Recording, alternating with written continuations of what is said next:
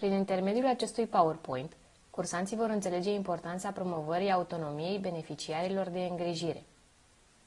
Mai mult, cursanții își vor dezvolta cunoștințele despre termenii autonomie, autodeterminare, precum și despre principiile luării deciziilor.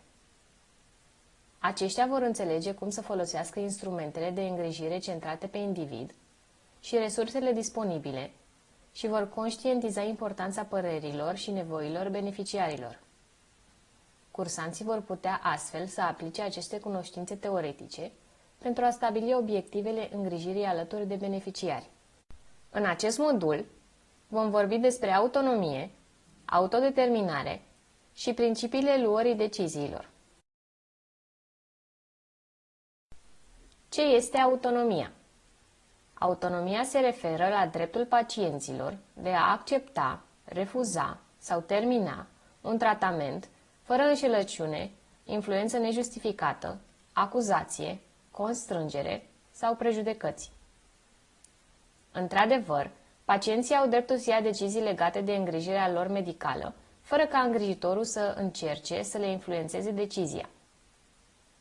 Cu toate acestea, autonomia poate fi amenințată, chiar și cea a îngrijitorilor, atunci când nu se oferă informația adecvată. Vârstnicii, în particular, devin lipsiți de putere în mediile de îngrijire a sănătății. Ce reprezintă autodeterminarea? Autodeterminarea face parte din demnitatea umană a unui pacient și se bazează pe principiile respectării autonomiei. Alegerea informată este atunci când unei persoane îi se oferă opțiuni de alegere dintre diferite teste de diagnosticuri sau tratamente, cunoscând detaliile, riscurile și rezultatele fiecăruia în parte. Există o diferență între o alegere informată, o decizie informată și o alegere autonomă. O alegere informată este atunci când persoana este informată în concordanță cu valorile factorului decizional și implementată comportamental. O decizie în cunoștință de cauză, informată, este atunci când o alegere rezonabilă este luată de o persoană rezonabilă, folosind informații relevante despre avantajele și dezavantajele tuturor variantelor posibile de acțiune, în conformitate cu credințele individului.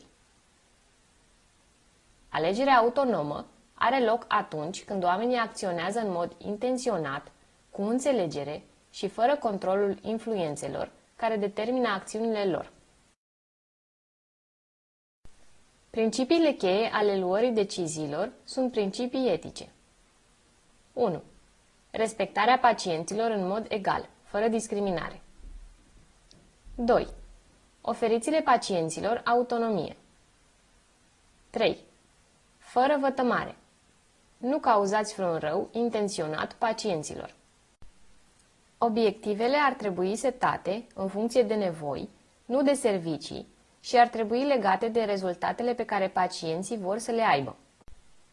Îngrijirea îndreptată către sine este un nou trend apărut în lumea îngrijirii medicale, în care anumitor pacienți li se permite să își planifice și să primească tratament personal și medical chiar la ei acasă.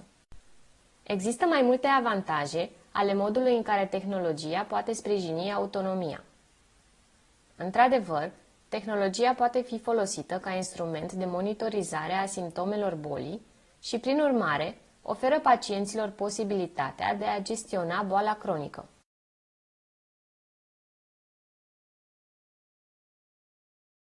Mulțumim! Ne vedem la următorul modul!